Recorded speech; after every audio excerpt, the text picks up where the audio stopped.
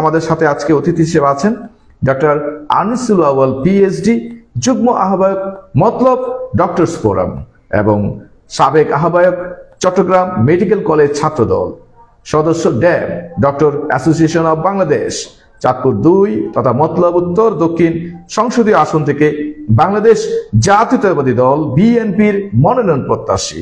তো ডক্টর আনিসুল আউয়াল PhD sir কেমন আছেন?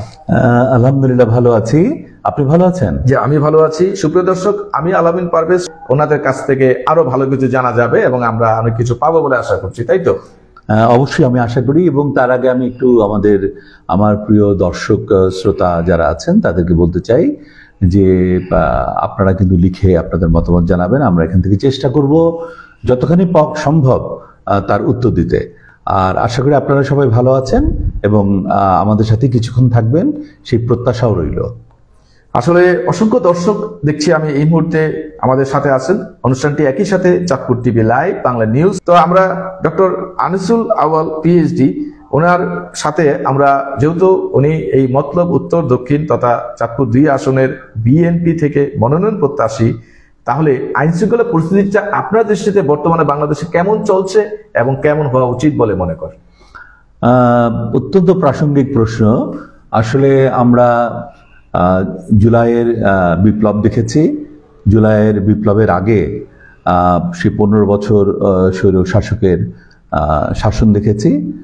তো স্বৈর শাসকের শাসন আমলে আমরা অনেক পরিবার, অনেক ব্যক্তিগতভাবে তারা ক্ষতিগ্রস্ত হয়েছেন, এবং তখন আইন শৃঙ্খলা পরিস্থিতি মূলত একটা দলীয় বাহিনীর দলীয় একটা করণ করা হয়ে গিয়েছিল।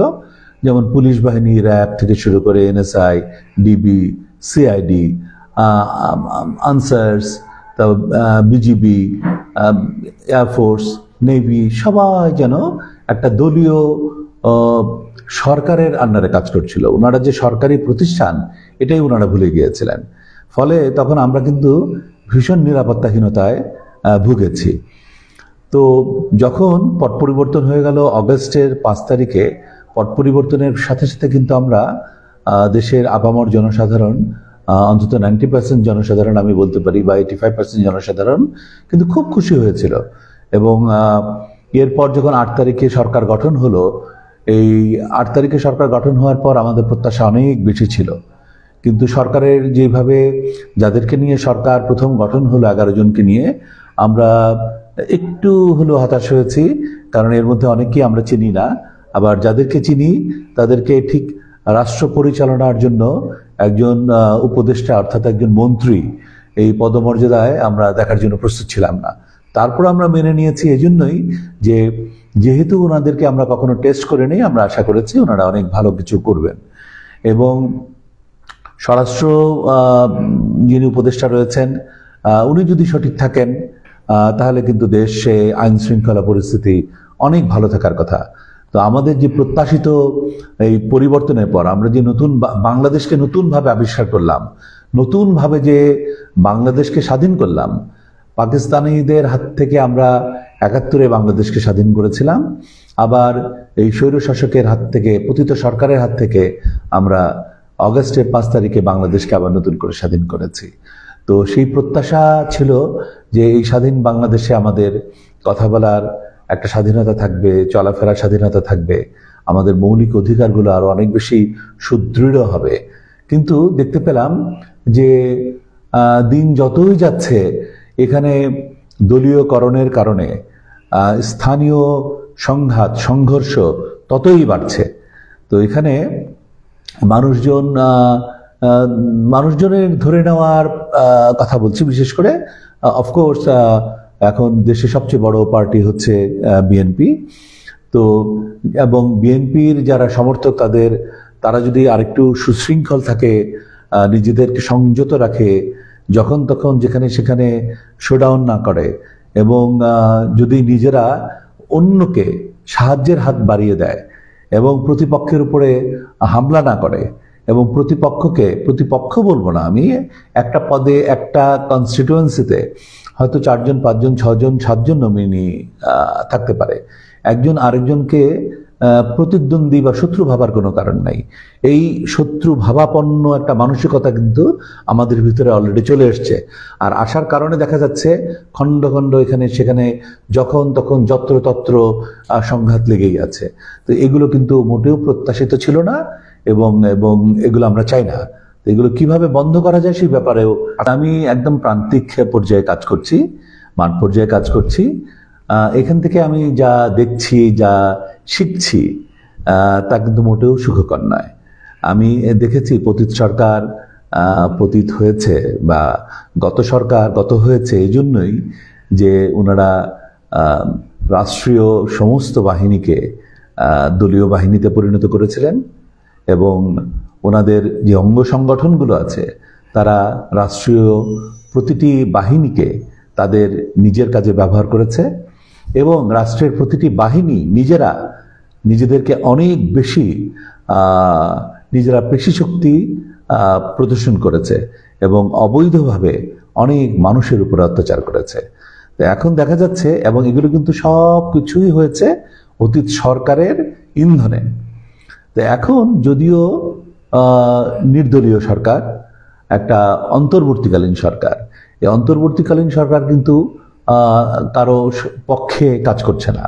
কিন্তু কারো পক্ষে কাজ করছে না এর অর্থ এই নয় যে এই সুযোগে অন্যান্য দল, বিরোধী অন্যান্য রাজনৈতিক দল যারা আছে তারা এর ফায়দা নিয়ে নেবে, লুটবে। তা আমি স্পেসিফিকভাবে কয়েকটি সাজেশন দিতে চাই যে বিএনপির সমর্থক যারা আছে, যারা বিএনপিকে ভালোবাসে, বিএনপিকে হৃদয়ে ধারণ করে, লালন করে, পালন করে, এবং বিএনপির জন্য অনেক স্যাক্রিফাইস করতে রাজি, আমি তাদের জন্যই মূলত বলতে চাচ্ছি যে তাদের মধ্যে যারা নির্বাচনে মনোনয়ন পাওয়ার প্রত্যাশী, তারা যদি কয়েকটা কাজ থেকে বিরত থাকেন, তাহলে আমার মনে হয় সমাজে আইন শৃঙ্খলা, শান্তি অনেক বেশি বিরাজ করবে। প্রথম হচ্ছে শোডাউন। আপনারা শোডাউন বন্ধ করেন। এই শোডাউনের সাথে শত শত লোক থাকে, মোটরসাইকেল থাকে, অটো থাকে, সিএনজি থাকে, ট্রাক থাকে, মাইক্রো থাকে। তো এগুলোতে কিন্তু প্রচুর টাকা পয়সার প্রয়োজন হয়, এবং অনেক যুব শ্রেণীকে, অনেক যুবককে সাথে ইনভলভ করা হয়, যারা এই শোডাউন করার সময় যখন যায় তখন চারিপাশে একটা ত্রাসের সৃষ্টি হয়ে যায়। তো এটা কিন্তু মোটেও ভালো না। এটা জনগণ তখন, আমি নিজে কানে শুনেছি, দেখেছি, জনগণ এটা সমালোচনা করেছে বা করছে, ভীষণভাবে করছে, যে ক্ষমতায় আসার আগেই যদি আমরা এরকম করতে থাকি তাহলে ক্ষমতা আসলে আমরা হয়তো পূর্ববর্তী সরকার যা করেছে তাই করব। সুতরাং এটা কিন্তু আমাদের জন্য মোটেও ভালো না। 2 নম্বর হচ্ছে যে প্রার্থীদের মধ্যে একজনের সাথে আরেকজনের কিন্তু আন্তরিক একটা সম্পর্ক থাকা খুব বেশি প্রয়োজন, যেটা আমি অনেক জায়গায় ঘুরে ঘুরে দেখেছি যে প্রার্থীদের মধ্যে হয়তো কোনো জায়গায় 6 জন প্রার্থী আছে, তার মধ্যে 3 জনের সাথে একটা ভালো সম্পর্ক আছে, আর বাকি 3 জনের সাথে ভালো সম্পর্ক নাই। এটাও কিন্তু সেই স্থানে আইন শৃঙ্খলা রক্ষার জন্য ভালো না। 3 নম্বর হচ্ছে প্রার্থীদের যে সমর্থক আছে, সেই সমর্থকরা নিজেরাই সংঘাতে জড়িয়ে যাচ্ছে। তো নিজেরাই যদি সংঘাতে জড়িয়ে যায়, এবং সেখানে থানা পুলিশের খুব একটা বেশি করার থাকে না, কারণ ওনারাও ভীত সন্ত্রস্ত আছেন। কারণ এত বড় একটা ট্রমা, এটা ন্যাশনাল ট্রমা গেছে, একটা পুরো জাতির উপর দিয়ে ট্রমা। এই ট্রমা কিন্তু আমাদেরকে ওভারকাম করে আসতে সময় লাগবে।